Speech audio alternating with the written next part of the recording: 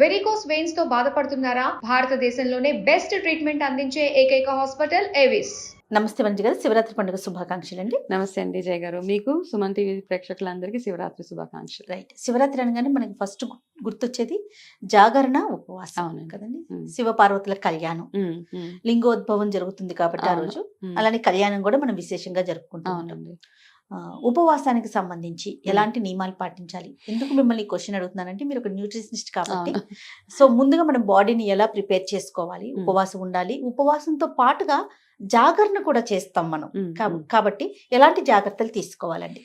Okay అండి. అయితే మామూలుగా శివరాత్రి రోజు చేసే ఉపవాసము జాగరణకి ఏం చెప్తారంటే, జాగరణ అంటే కంప్లీట్ గా జాగారం ఉండాలి. అండ్ ఉపవాసం అంటే మంచినీళ్ళు కూడా తాకుండా ఉపవాసం ఉండాలి. చాలా మంది ఏం చేస్తారంటే ఉదయం లేచి బ్రష్ కూడా చేసుకోరు అనమాట. ఎందుకంటే ఆ బ్రష్ చేసే ప్రాసెస్ లో నీళ్లు ఉమ్మి లోపలికి వెళ్ళిపోతుందని అట్లా చేయకుండా సాయంత్రం వరకు ఉండి, సాయంత్రం ఒకటేసారి 6 గంటల తర్వాత బ్రష్ చేసుకుని అప్పుడు శివాలయానికి వెళ్ళి అక్కడ అభిషేకాలు అవి చేసి, కొంతమంది ఏంటంటే పళ్ళు అలాంటివి తింటారు సాయంత్రం పూట. కొంతమంది నెక్స్ట్ డే వరకు ఉపవాసం ఉంటారు పూర్తిగా. సో ఒక్కొక్క ఫ్యామిలీలో ఒక్కొక్క ట్రెడిషన్ అది ఫాలో అవుతూ ఉంటారు అనమాట. కొంతమంది నోములు చేస్తారు, కొంతమంది వ్రతాలు అవి మీరు ఎలా ఫాలో చేస్తారు. అవుతారు చెప్పండి? మేము 5 జాములు పూజ చేస్తామండి. 5 అంటే జాములు. అంటే ఈ రోజు మార్నింగ్ శివరాత్రి రోజు ఉదయాన్నే మన బ్రాహ్మీ ముహూర్తంలో లేచి శివుడికి అభిషేకం అవి చేస్తాం. అప్పుడు మళ్ళీ మధ్యాహ్నం 12 గంటలకు చేస్తాం. మళ్ళీ సాయంత్రం 6 o'clock ఆ టైంలో అభిషేకం. మిడ్ నైట్ లింగోద్భవం ఆ టైంలో 12 o'clock అప్పుడు చేస్తాం. మళ్ళీ నెక్స్ట్ డే మార్నింగ్ పూజ చేసి అప్పుడు అన్నాభిషేకం అవి చేసి శివుడికి. సో మా ఇంట్లో అంతా శివభక్తులే అనమాట.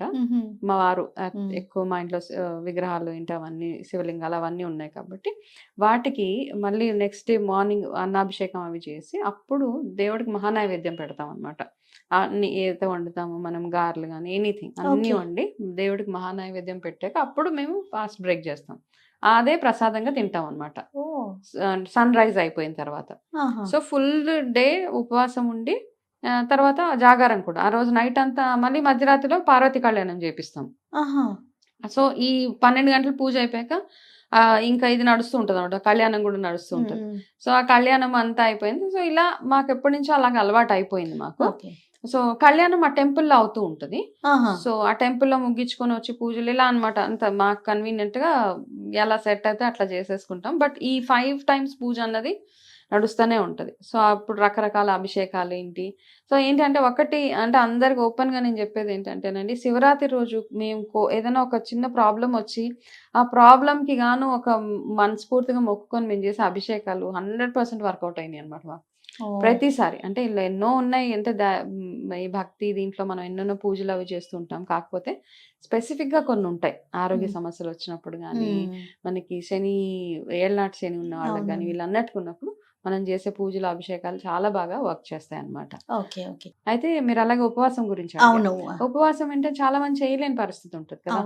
సో హెల్త్ పరంగా పర్మిట్ చేయదు, వర్కింగ్ వాళ్ళు ఉంటారు, ఇలా రకరకాల ఉన్నాయి.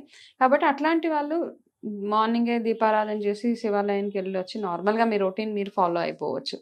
లేదు నేను ఉండాలి, అన్నం తినకుండా ఉండాలి అనుకున్న వాళ్ళు మాత్రం ఈ పళ్ళు అలాంటివి తిని ఉండొచ్చు సాయంత్రం వరకు. అంటే ఆ రోజంతా పళ్ళు పలహారాలు అట్లాంటివి.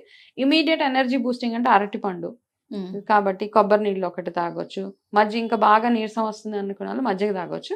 అయితే ఈ ఉపవాసం ఉండాలి కానీ ఉండలేకపోతున్నా అన్నాళ్ళు మజ్జిగ తాగొచ్చు ఒక 2-3 సార్లు. అందులో ఉప్పు వేసుకోకుండా తాగితే మనకు ఉపవాసం చేసిన ఫలితమే ఉంటుంది అనమాట. ఉప్పు వాడకూడదు అంతే. ఆ రోజంతా ఉప్పు వాడకూడదు అంతే. ఇట్లా చిన్న చిన్న రెమెడీస్. పొటాటో ఒకటి బాగా తింటారండి. స్వీట్ పొటాటో కూడా ఎక్కువగా తింటారు, కానీ అది కూడా బ్రేక్ అదే సాయంత్రం ఉపవాసం అంతా బ్రేక్ చేసిన తర్వాత అప్పుడు తింటారు.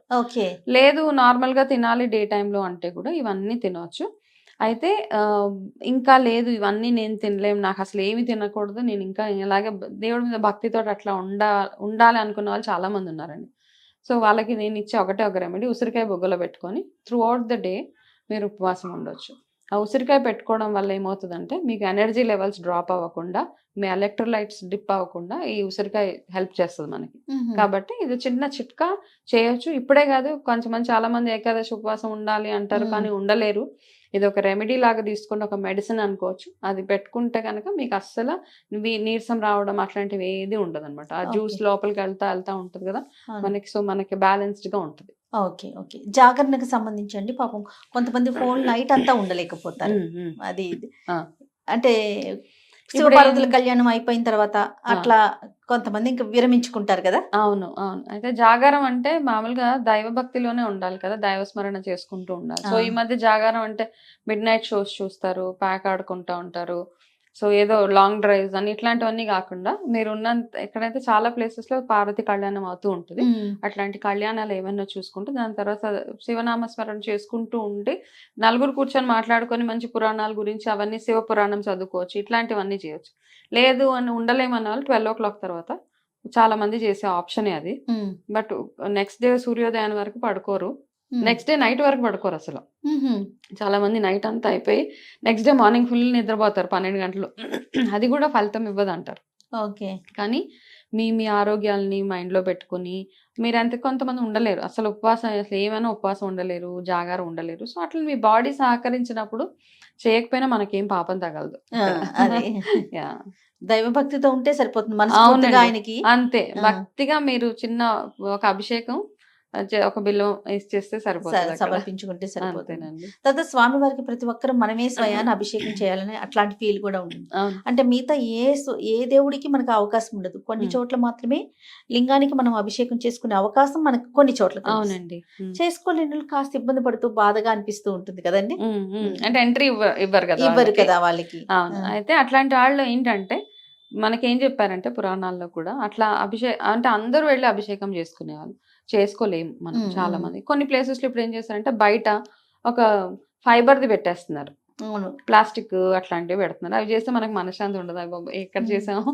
సో ఇంట్లో చిన్న శివలింగం తెచ్చి పెట్టుకొని దానికి అభిషేకం చేసుకోవడం ఫస్ట్ ఉత్తమమైన పని. చిన్న శివలింగం ఉంటే నో ప్రాబ్లం, ఇంట్లో ఉండొచ్చు.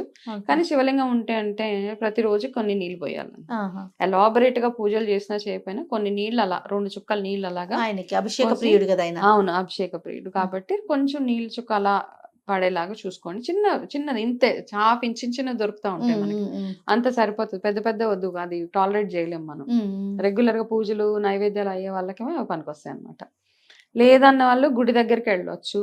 మీకు ఏమి ఆప్షన్ లేదు, గుడిలోకి రానివ్వట్లేదు, చిదరించుకుంటా ఉంటారు, కోపంగా ఉంటారు ఈసారి అలా ఉన్నాయి మనకి. ఎందుకంటే బిజీ అవర్స్ లో వెళ్తే చాలా మంది విసుక్కుంటారు, తోసేస్తా ఉంటారు. ఇప్పుడు అదొక పని కదండి, అక్కడ ఏ గుడికి వెళ్ళినా ఇది ఒక ప్రాబ్లం మనకి.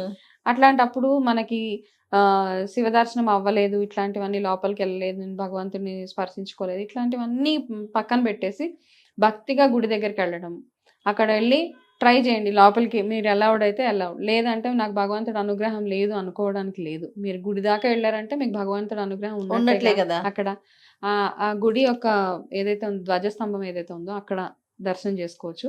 నంది దగ్గర మీరు ఒకవేళ అభిషేకం చేయాలని మీకు ఆప్షన్ ఉంటే నంది దగ్గర మీ మనసులో మాట నంది చెవులో చెప్పేస్తూ ఉంటారు, ఆయన తీసుకెళ్తారు అక్కడ దాకా, అక్కడ దండం పెట్టుకోవచ్చు. లేదు అంటే గుడి ప్రాంగణంలో కూర్చొని మీరు శివనామ స్మరణ చేసుకోవడం. అక్కడ దాకా కూడా వెళ్ళలేని పరిస్థితి ఉంటే గుడి బయట ఆ మట్టి తగిలినా మనకు అంతే పుణ్యం దక్కుతుంది. సో ఇన్ని ఉన్నాయన్నమాట. శివపురాణం చదువుతూ అంటే మనకు తెలుస్తుంది, ఇవన్నీ అందులో ఉన్నాయి. కాబట్టి టెన్షనే పడక్కర్లేదు మనకు దేవుడు అనుగ్రహం లేదు అని. మనం శివరాత్రి మనస్ఫూర్తిగా చేసుకోగలిగాము, గుడి వరకు వెళ్ళగలిగాము అంటేనే ఆయన అనుగ్రహం ఉంది అని లెక్క దానికి. రైట్. నమస్తే అండి. నమస్తే అండి.